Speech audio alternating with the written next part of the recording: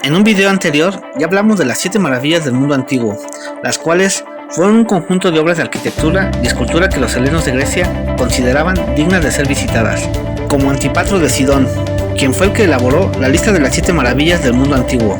Pero en esta ocasión nos toca hablar de las 7 maravillas del mundo moderno, las cuales fueron elegidas por medio de una votación informal, ideada por una organización de Suiza, de nombre News Open World Corporation. La iniciativa partió del empresario suizo Bernhard Weber, fundador de la empresa. La lista fue basada en criterios como belleza, complejidad, valor histórico, relevancia cultural y significado arquitectónico. La selección fue hecha mundialmente por votos por internet y por teléfono, y tenía más de 100 millones de votantes, que escogieron entre monumentos de varias partes del mundo. La ceremonia del anuncio de las nuevas maravillas fue transmitida en directo por más de 160 canales de televisión a más de 170 países. En la primera fase de la votación, más de la mitad de los países miembros de la UNESCO tenían un monumento destacado compitiendo para convertirse en una de las nuevas maravillas del mundo, lo que originó el apoyo político de muchos de sus respectivos gobiernos.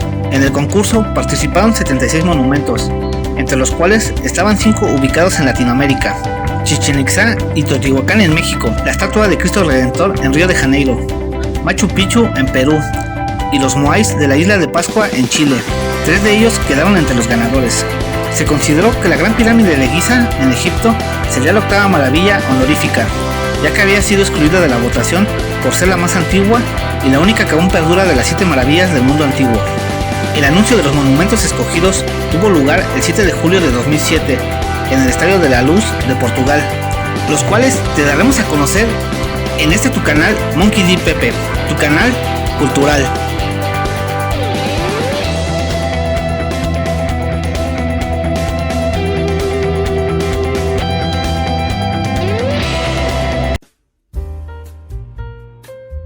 Quien nunca se encantó con la imagen del Cristo Redentor, con los brazos abiertos observando la ciudad maravillosa de encima del Cerro del Corcovado.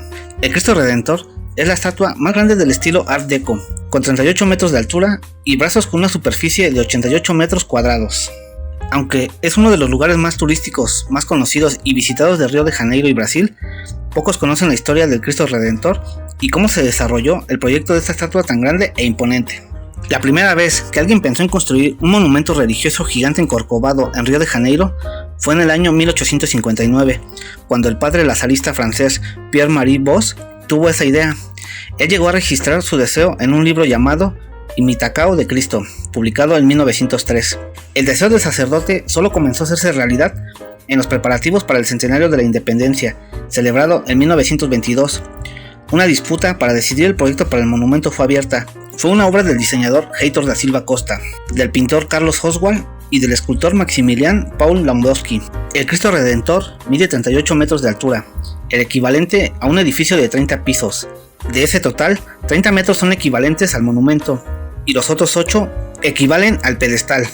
Cada brazo ocupa un área de 88 metros cuadrados y el pie mide 1.35 metros.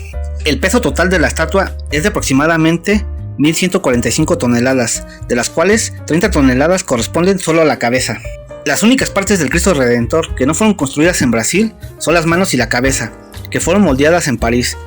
El cuerpo de la estatua se hizo enteramente en piedra jabón, cortada en triángulos, pegados a mano en un tejido y aplicado por un pastillero en la estructura hecha de hormigón armado. El monumento fue hecho para resistir a vientos de hasta 250 km por hora. La construcción duró 9 años, de 1922 a 1931, y fue inaugurada el 12 de octubre de 1931 durante las festividades del Día de Nuestra Señora Aparecida.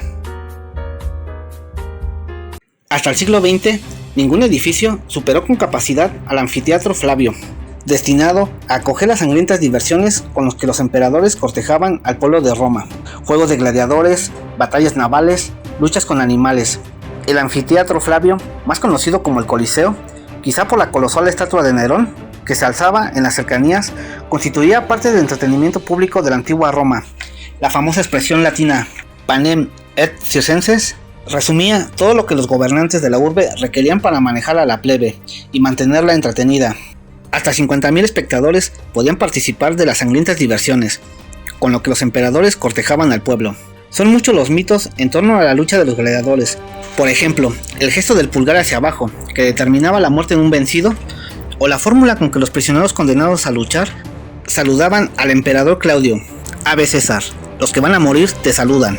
Pero más allá de estos detalles, todo lo demás parece haber sido cierto, dramáticamente cierto. El espectáculo de sangre derramada exaltaba los ánimos de los espectadores, que quedaban atrapados por la adicción al anfiteatro. La construcción del Coliseo empezó bajo el emperador Vespasiano, en torno al año 71 después de Cristo, en un espacio que había quedado liberado tras el incendio de un anfiteatro anterior levantado casi 100 años atrás. La inauguración, cuyos festejos se prolongaron durante 100 días, se produjo en el año 80 y bajo el reinado de su hijo Tito. Finalmente, el emperador Domiciano culminó las obras en el 82, añadiendo un último piso, de estructura inferior radial. Estaba organizado en 5 niveles en los que se agrupaba la muchedumbre, con áreas delimitadas según la clase social. Cuanto más cerca de la arena se hallaban, mayor era el rango al que pertenecían. Tras las célebres ejecuciones de cristianos desde el siglo VI, los juegos de gladiadores cayeron en desuso. Después, el edificio sufriría 4 terremotos, y ya entrada la Edad Media se convirtió en la cantera de Roma. Pese a perder casi por completo la parte sur durante siglos, aún hoy en día domina majestuosamente el paisaje de Roma.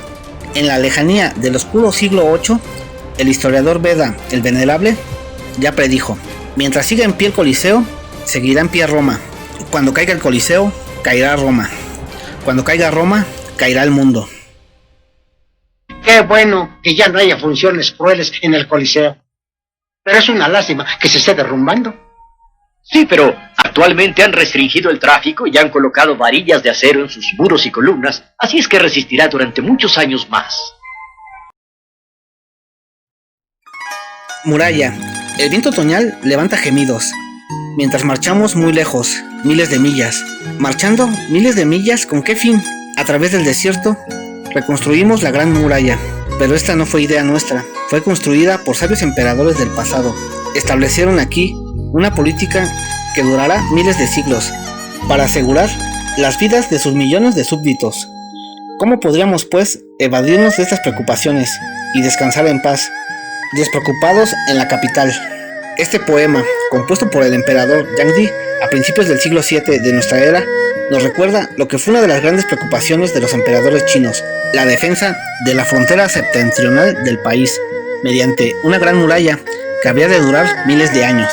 Aunque desde la antigüedad los emperadores chinos habían construido barreras para defenderse de los bárbaros, fueron los Ming en el siglo XV y XVI quienes erigieron una muralla continua de al menos 7.000 kilómetros, con una serie de torres conectadas mediante lienzos de muralla, para proteger al imperio chino de los ataques de los nómadas Xiongnu de Manchuria y Mongolia, y era custodiada por hasta 1 millón de soldados.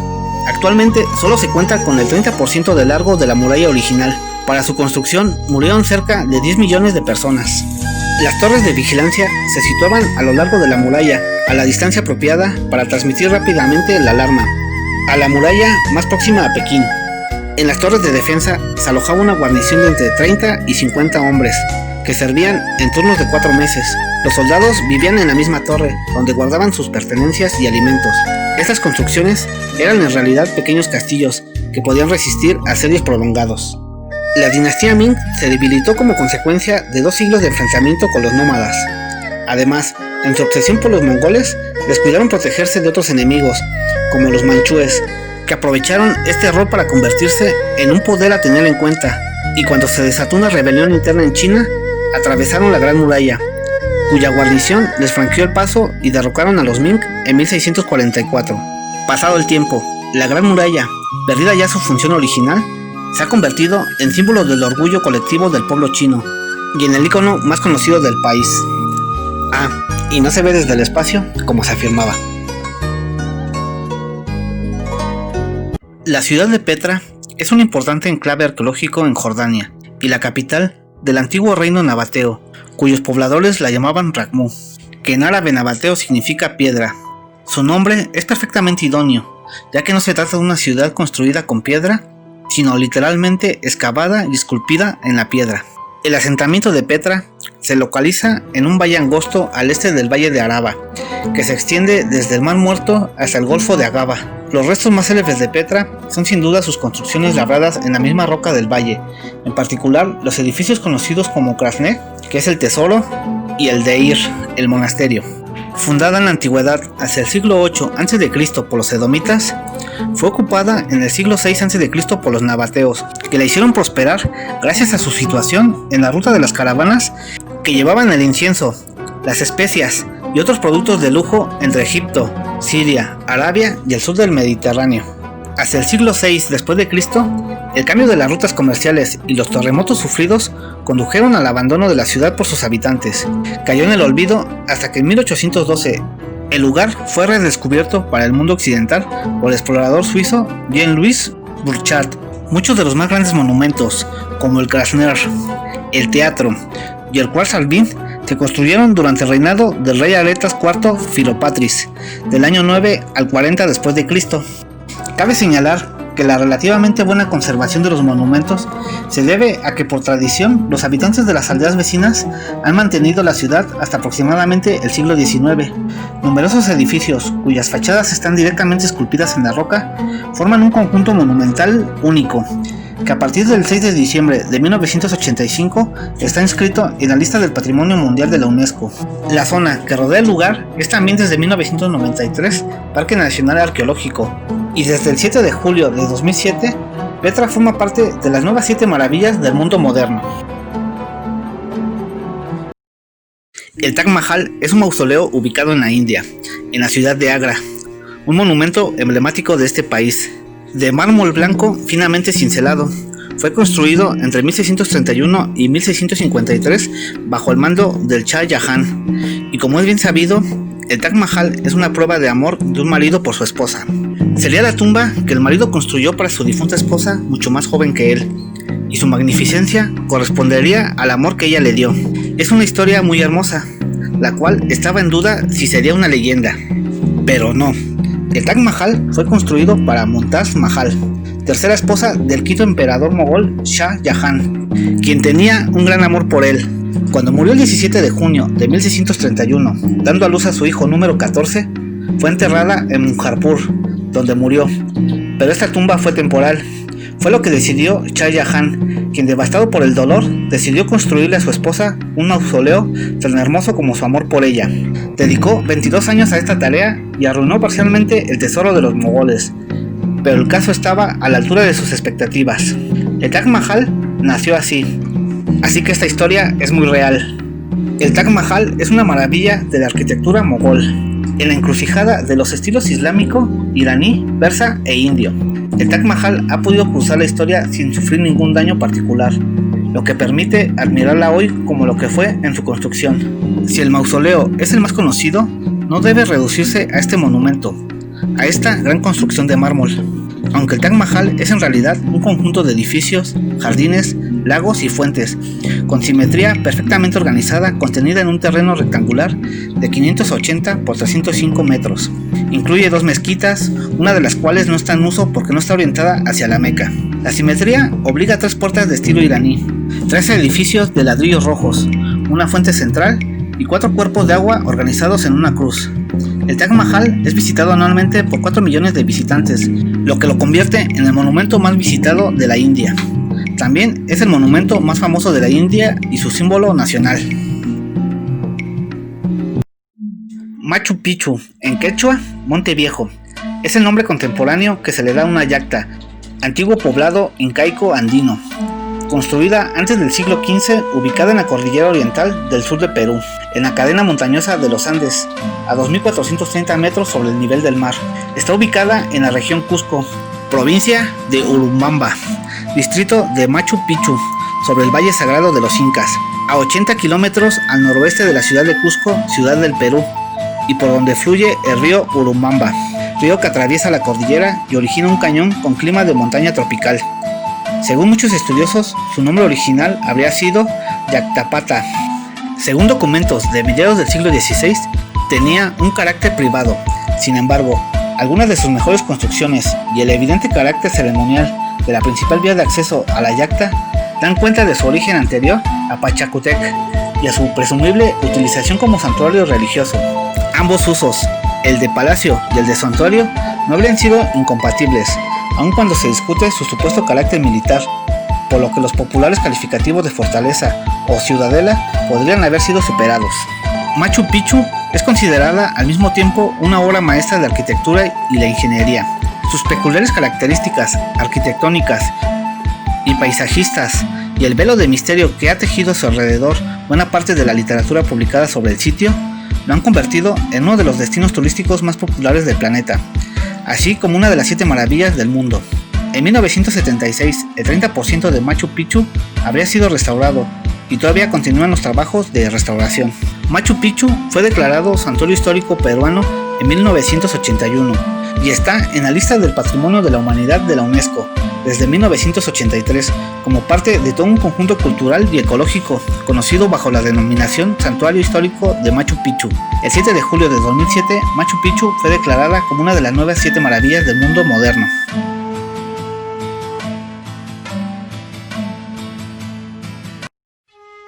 El sitio arqueológico de Chichén Itzá fue una ciudad maya del periodo comprendido entre los años 525, cuando fue fundada, y el 1100 después de Cristo.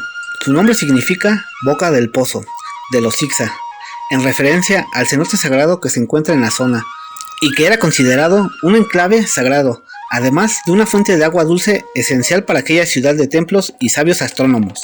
En la zona que ocupa la antigua ciudad maya, todavía se conservan los principales edificios de su época de máximo esplendor. Se puede contemplar el Templo de los Guerreros, el Observatorio, también llamado el Caracol, la pirámide de Kukulcán, la cancha de juego de pelota y el Zompantli. La pirámide de Kukulcán se eleva con precisión geométrica en medio de una explanada de hace 1000 años. El recinto arqueológico ocupa 15 kilómetros cuadrados y es patrimonio de la humanidad desde 1998 y constituye uno de los testimonios mejor preservados de la civilización maya. Pirámide o Castillo de Kukulcán. Este templo es el edificio principal de la ciudad de Chichén Itzá. Su estructura pone de manifiesto los conocimientos de los mayas sobre matemáticas, astronomía, geometría y acústica, siendo el centro político, religioso y cultural del imperio maya. Su perfecta simetría representa el calendario maya, 18 cuerpos, el número de meses de 20 días cada uno y 365 peldaños, los días del año, 5 de los cuales se consideraban nefastos. La escalinata de la pirámide de Kukulcán tiene cabezas de serpiente que representan a Kukulcán, que significa serpiente emplumada.